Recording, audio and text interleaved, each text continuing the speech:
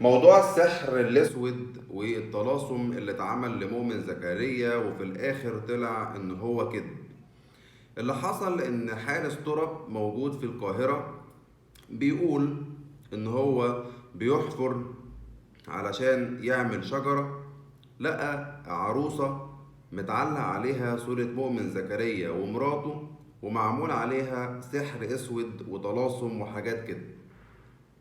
فالراجل وصل لمؤمن زكريا وقال له اللي حصل، وبالفعل مؤمن زكريا جاله وجاب معاه شيوخ على اساس يعني هيفكوا السحر الاسود والطلاسم ده، وحطوا العروسة اللي معمول عليها السحر ده في مية وملح، ولكن برضو مفيش فايدة.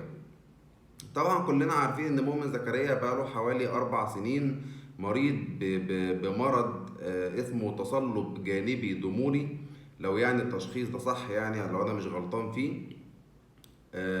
في ناس قالت ان السحر ده هو السبب، وفي ناس تانية قالت لا، السحر ده مش سبب ولا حاجة.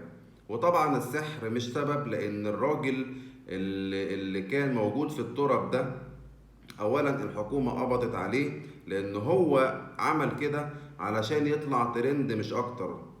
طبعا في ناس قالت ان السحر ده معمول في التراب بتاعت مجدي عبد الغني، وان مجدي عبد الغني هو السبب، ولكن طبعا مجدي عبد الغني طلع كذب الخبر، وانا ليه هعمل كده لمؤمن زكريا، وانا هقاضي اللي هيتكلم في الموضوع وهيجيب سيرتي. طبعا حقه، لان الناس بتتهمه بحاجة غريبة جدا جدا جدا.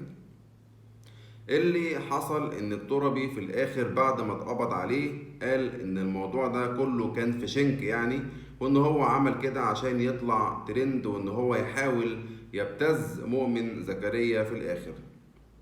طبعا الناس كلها بتجري ورا الترند وخلاص، ايا كان هيعمل ايه بس هو يجري ورا الترند، هيأذي ناس مش هيأذي ناس.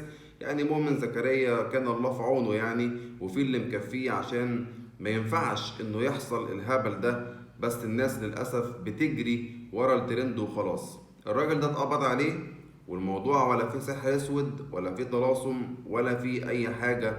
الحمد لله اتعملت لمؤمن زكريا، وربنا يتم شفاؤه على خير.